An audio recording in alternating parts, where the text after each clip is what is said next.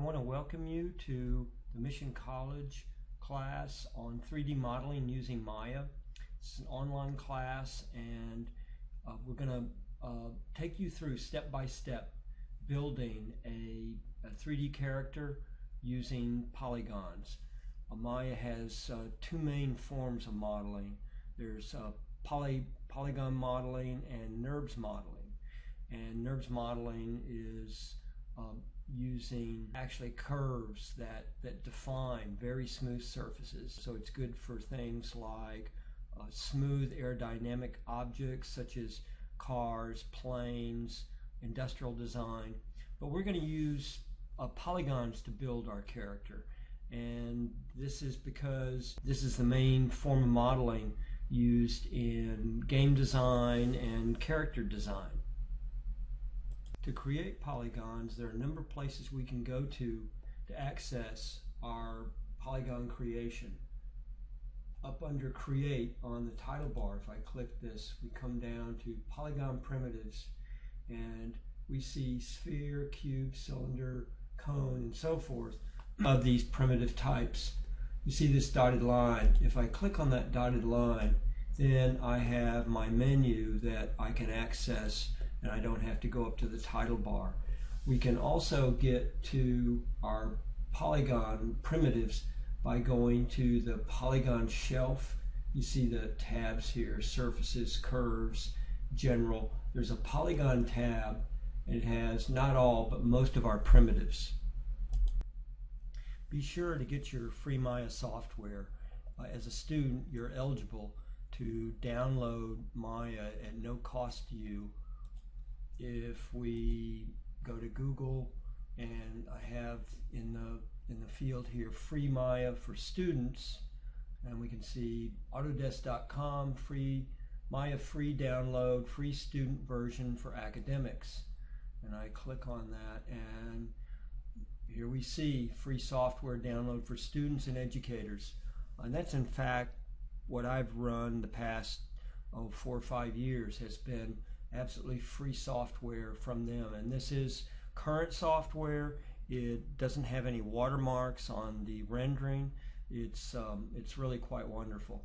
So you just need to register, and that means that you create an account, and they don't have any repressive sort of questioning or anything like that. You just say that you're at Mission College and create an account, and you can download their software. Now, the only issue really is your computer at home substantial enough to run Maya, because it has quite enormous requirements for memory and graphics ability.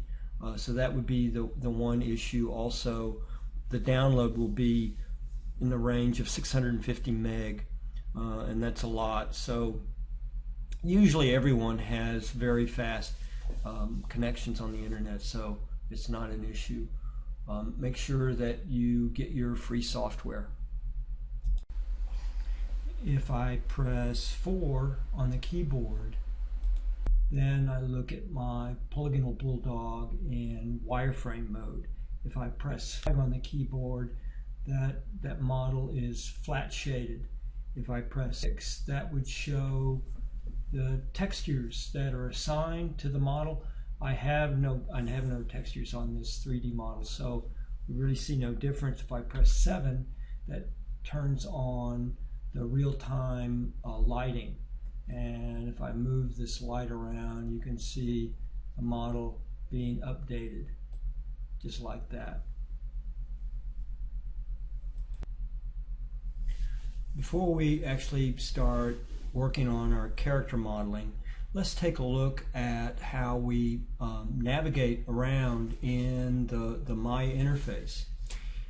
If I hold down Alt and I left click, my left mouse button is depressed. If I left click and drag horizontally, I rotate around this character. If I hold down Alt and I middle click and drag, then I pan the camera in regards to the 3D model here. If I hold Alt and I right click, I'm holding down the right mouse button, and I click and drag in and out. Then I zoom in and out, and in a very smooth manner, actually. I can just use the scroll wheel, but it's using a scroll wheel, the middle scroll wheel on the mouse.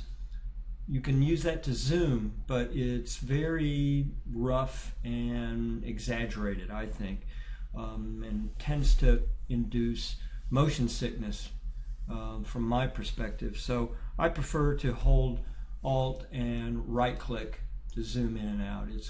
You have much more control over that.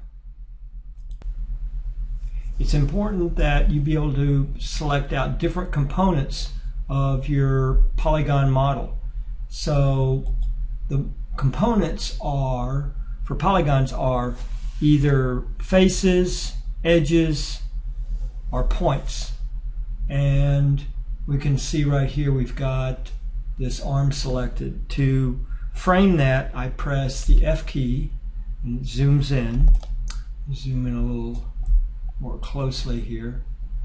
And we can clearly see these edges. If I hold down the right mouse button over that mesh, I get a marking menu where I can select edge. And you can see I can select that single edge that is highlighted. If I left double click, it selects all the connected edges. So that's that can be very helpful. So I could just double click, select all those connected edges. The edges moving around the circumference of the arm, I could left double click, and we can see that that in fact has selected the edges, the total circumference of that arm. And it's important that you be able to go from one kind of component to another to perform operations on these components.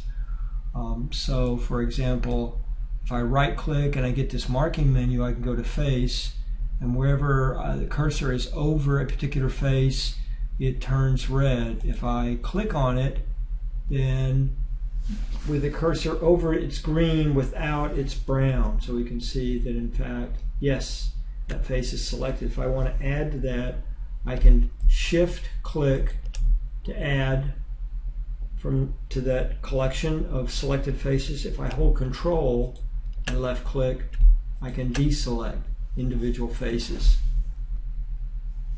The modeling done for game development is usually always polygons.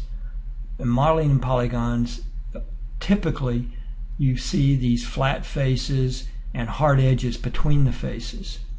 So we want to take a look at what options we have for the appearance of these faceted polygon faces. If we take a look at the arm of this particular character, you can see in fact that there are these extremely blocky and discernible edges between these faces. And if I go up here to mesh smooth, then the appearance of this arm is much smoother. However, look at the huge increase in the number of poly faces for that arm.